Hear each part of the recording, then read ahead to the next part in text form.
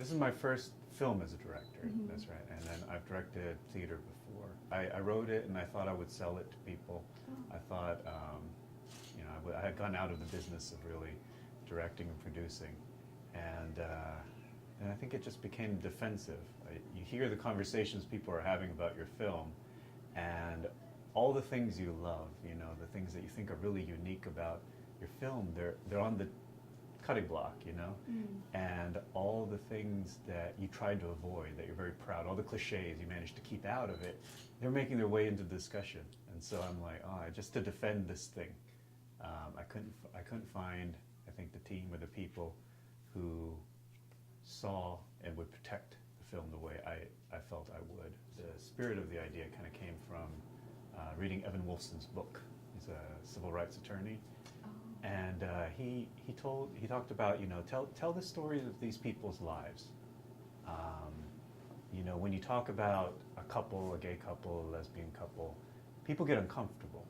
And that's kind of a natural reaction. Whenever you see something different, you're a little hesitant, you're a little uncomfortable. He said that's a real thing we have to deal with. We have to address it.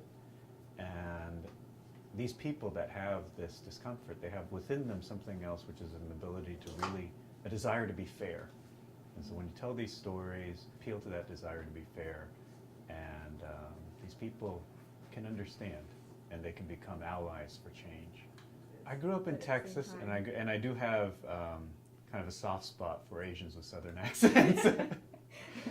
But yeah, it is, again, it was also part of this particular character, this family, like the setting was something I'd never seen before, and I didn't know. And I like that. I like that they kind of had secrets, and you say, what are they about? What's their life like? And the accent was very interesting because I must have gone through some 50 iterations of the accent. Because he talks a lot, especially at the end of the movie. This character talks a lot.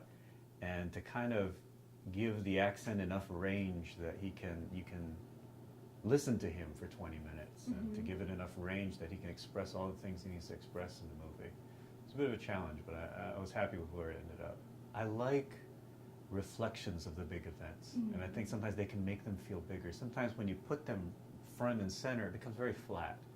Whereas if you see someone's reaction to someone having the big event, then you can use your imagination, and it can hit you in, I think, a much more deeper and personal way. There's very few people's lives where you know everything, and I think that films tend to show too much.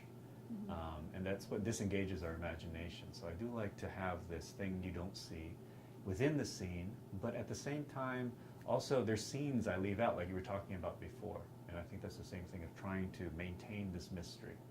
As I worked with my DP to design the shots, we stayed pretty minimalist, and we're saying, we want to try not to cut if we don't have to cut. Try to cover it in as few shots as possible. And first of all, because that would just get us to the soul of the scene. I think when you limit yourself like that, then you really get to essence, what do I really have to pick up? And I love the challenge. Sometimes when you know the place to watch, and you know just the field of view,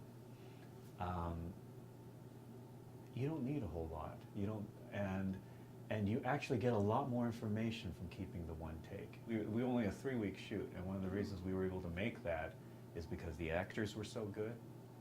Every take was pretty much usable, and I'm very proud of this. In the whole shoot, I only had 2 line flubs, so everything else was usable. But Sebastian was just. He's a really miraculous actor. I think sometimes kids can hide very well how good of an actor they are, but he's not just being a kid. Like he has that brain like a computer that he can remember all his lines. You can give him 10 different directions and he can deal with it. And he was 6 years old. He was the age of the character. I thought I'd have to find a tiny 9-year-old or something, but no, he was 6 years old. And 6 years old, you think they're not very good. The idea is that 6-year-olds aren't very good with degrees of things. You can't tell them a little bit of this and some of that. But man, he could digest that all. I could tell him, you know what you did last time, just a little of that, and not so much of this. And it came out beautifully. And he made it seem so natural and never lost being a kid. There were two references that I used for my design team, just Yeah. for us to talk through, and they were Scenes from a Marriage and A Woman Under the Influence. And what I love about those two films is that, first of all, they're also a lot of them take place just in a house, but this house becomes like a planet. You know, there's just so many places, and it's shot so well, and I love the production design.